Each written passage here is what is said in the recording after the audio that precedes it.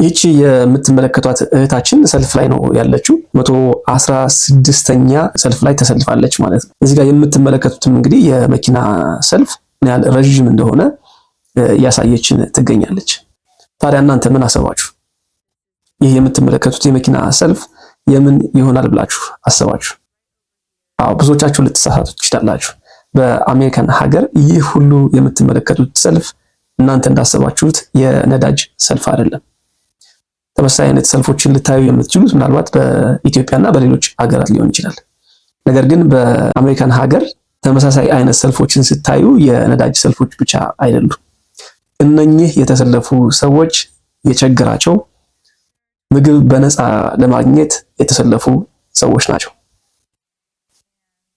እህታችን እንደነገርኳችሁ 116ኛ ነው የተሰለፈችው። ከሷ በኋላም ደግሞ እጅግ በጣም በርካታ መኪኖች ተሰልፈው ይገኛሉ። እንግዲህ እነኚህ ሰዎች ከፉድ ባንክ ምግብ በነፃ ለማግኘት የተሰለፉ ናቸው። ስለ ፉድ ባንክ የማታውቁ ከሆነ ምናልባት እንግዲህ ፉድ ባንክ ማለት ነን ፕሮፊታብል ኦርጋናይዜሽን፣ ለትርፍ ያልተቋቋመ ኦርጋናይዜሽን ነው። ያው ፉድ ባንክ ከስሙ ለመረዳት እንደሚቻለው በብዛት ምግብ ተከማችቶ የሚገኝበት ዌርሃውስ ነው ወይ ደግሞ ቦታ ነው። ታዲያ እንግዲህ በተለያየ የጊዜ ኢንተርቫል ተቸግረናል፣ ምግብ የለንም ያሉ ሰዎች በሙሉ ያለ ምንም አይነት ምንም ማስረጃ ሳይጠየቁ እንደሚታወቀው ኢትዮጵያ ውስጥና ሌሎች ሀገራት ላይ እንደዚህ አይነት እርዳታዎችን ለማግኘት ወይም ደግሞ ነፃ የምግብ እርዳታ ለማግኘት ፕሩፍ ያስፈልጋል፣ ማስረጃ ያስፈልጋል። የድሃ ኦር ደግሞ ሌሎች ተመሳሳይ ማስረጃዎች ያስፈልጋሉ። ነገር ግን በአሜሪካን ሀገር ምንም አይነት ማስረጃ ሳያስፈልጋችሁ፣ ምንም አይነት ፕሩፍ ሳያስፈልጋችሁ የምግብ እርዳታው ተጠቃሚ መሆን ትችላላችሁ።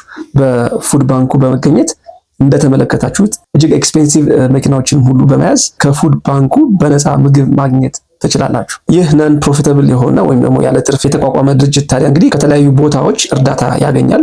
ከዶኔሽን ወይም ደግሞ ከተለያዩ የእርዳታ ድርጅቶች ሊሆን ይችላል፣ ከገቨርንመንት ፕሮግራሞች ሊሆን ይችላል። ገቨርንመንትም ባይትሰልፍ እንደዚህ አይነት ፉድ ባንኮችን ሰፖርት ያደርጋል። እንዲሁም ደግሞ ፈቃደኛ የሆኑ ሰዎች ወደ ፉድ ባንኩ የተለያዩ እርዳታዎችን ማድረግ ይችላሉ። ታዲያ ፉድ ባንኩ ከነኚህ የተለያዩ ቦታዎች ያገኘውን ለህዝቡ ያከፋፍላል ማለት ነው፣ ምንም አይነት ነገር ሳይጠይቅ። ምናልባት አንዳንድ ጊዜ ገቨርንመንት ሰፖርትድ ፕሮግራሞች ሲሆኑ ፕሩፎች ይጠይቃሉ።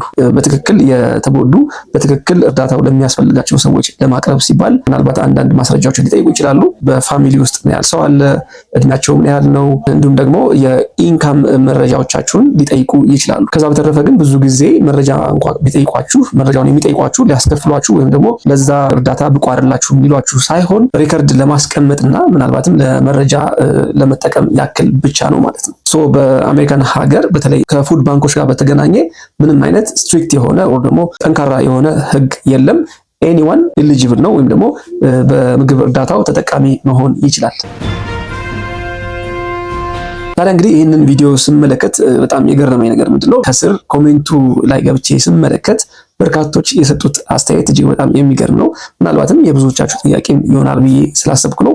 በጉዳዩ ላይም የእናንተን አስተያየት እንድትሰጡ ስለፈለኩ ነው። ብዙዎቹ በዚህ ቪዲዮ ላይ ገብተው የሰጡት ኮሜንት ምንድነው የሚለው ታዲያ መኪኖቹን እንደተመለከታችኋቸው በጣም ኤክስፔንሲቭ ናቸው። በርካቶቹ የያዟቸው መኪኖች ሰልፉ ላይ የተገኙት መኪኖች በጣም ኤክስፔንሲቭ ናቸው። ታዲያ የበርካቶቹ ጥያቄ ምንድነው? እንዴት እንደዚህ አይነት ኤክስፔንሲቭ መኪኖችን ይዘው የምግብ እርዳታ ለማግኘት ይሰለፋሉ የሚል ነው። አዎ በበርካታ አገራት ላይ እንደዚህ አይነት የፉድ ባንክ ላይ ወይም ደግሞ የምግብ እርዳታ ላይ የሚገኙ ሰዎች አይደለም እንደዚህ አይነት ቅንጡ መኪና ሊኖራቸው የትራንስፖርት እንኳን የሚቸገሩ ሰዎች ናቸው። ታዲያ ይህንን የተመለከቱ በጣም በርካቶች በሚባል ደረጃ ኮሜንት ላይ ተመሳሳይ አይነት መልእክቶችን አስቀምጠዋል። የእነኚህ ሰዎች ኮንሰርን ወይም ደግሞ ስጋታቸው ግልጽ ነው። ምክንያቱም በፉድ ባንኩ ወይም ደግሞ በዚህ በምግብ እርዳታው ሊሳተፉ የሚገባቸው ወር ደግሞ ይህንን እርዳታ ሊያገኙ የሚገባቸው ሰዎች አሉ። እነኚህ ሰዎች ምናልባትም ሳይቸገሩ ምግቡን እየወሰዱ እነኛ የሚገባቸው ሰዎች ላያገኙ የሚችሉበት እድል አለ የሚል ስጋት እንደሆነ ይገባኛል። ይህ ደግሞ እንግዲህ በታዳጊ አገራት ላይ በብዛት ስንመለከተው የነበረው እጅግ በጣም በሚያሳዝን ሁኔታ አቢዩዝ የሚደረግ ሲስተም ስለሆነ ነው። ለምሳሌ ያክል እንግዲህ በአገራችን በኢትዮጵያ እንኳን ተመሳሳይ አይነት እርዳታዎች ሲኖሩ ሲስተሙ አቢዩዝ ይደረጋል። ምን ማለት ነው? እንደዚህ አይነት ፕሮግራሞች ሲዘጋጁ እርዳታው ከሚያስፈልጋቸው ሰዎች ይልቅ ምናልባትም አቅም ያላቸው ሰዎች ቦታው ላይ በመገኘትና በተደጋጋሚ ሰልፍ ላይ በመግባት ምግብ ከወሰዱ በኋላ ወር ደግሞ አስፈላጊውን ነገር ከወሰዱ በኋላ ለሽያጭ ያቀርቡታል። ያ ደግሞ ምን ይፈጥራል እንግዲህ የሚያስፈልጋቸው ሰዎች በትክክልም የተቸገሩና እርዳታ የሚያስፈልጋቸው ሰዎች በፕሮግራሙ ተጠቃሚ ሳይሆኑ ይቀራሉ።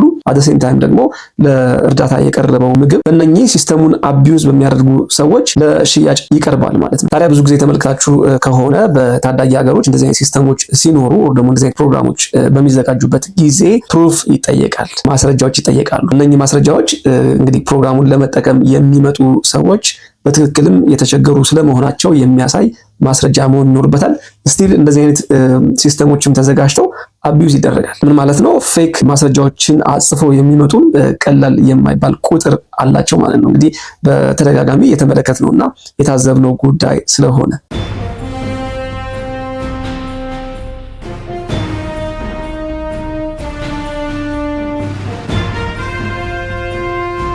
ወደ መነሻ ሐሳቤ ስመለስ እንግዲህ እንደነገርኳችሁ ይህንን ቪዲዮ እንድሰራ መነሻ የሆነኝ ከስር የተሰጡት ኮሜንቶች ናቸው።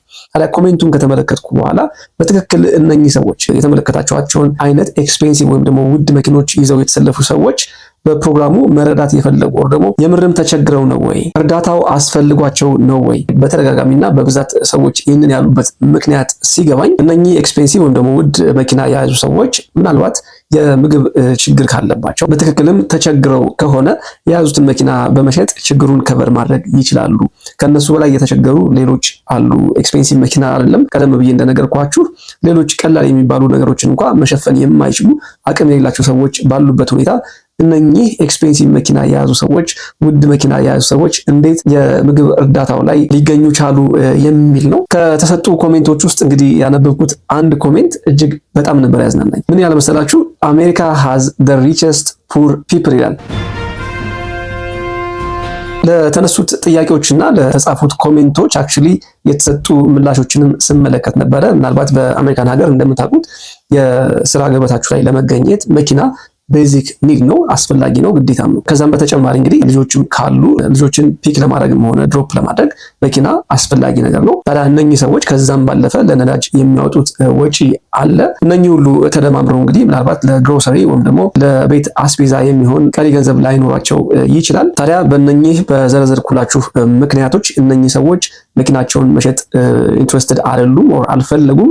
ኦር ደግሞ በሌላ በኩል እነኚህ መኪኖች በብዙ ጊዜ እንደሚታወቀው በብድር ነው የሚገዙት። ታዲያ ብድሩ ገና ያልተመለሰ ውዝፍ ያለበት እንዲሁም ደግሞ ምናልባት መኪናቸውንም ቢሸጡ ውዝፉን መክፈል ኦር ከቨር ማድረግ የማይችልበት ሁኔታ ላይ ሊሆን እንደሚችል የተሰጡ ምላሾች አሉ። እናንተ በዚህ ጉዳይ ዙሪያ ምን ትላላችሁ? ኦር ደግሞ የእነኚህ ኤክስፔንሲቭ ካር ወይም ውድ መኪና ይዘው የተሰለፉ ሰዎችን በተመለከተና የፉድ ባንክን በተመለከተ ምን ሀሳብ አስተያየት አላችሁ? በኮሜንት ሴክሽን የግል አስተያየቶቻችሁን ልታስቀምጡልኝ ትችላላችሁ። ስፔሻሊ ይህ የሆነበትን ምክንያት የበለጠ ግልጽ የሚያደርግና የተብራራ ምክንያት አለ ብላችሁ ካሰባችሁ ኮሜንት ሴክሽን ላይ አጋሩን። ከሳሚ ዩቲዩብ ጋር ስለነበራችሁ ቆይታ እጅግ አድርጌ አመሰግናለሁ። ላይክ፣ ሼር፣ ሰብስክራይብ ማድረግ እንዳይረሳ። ጤና ይስጥልኝ።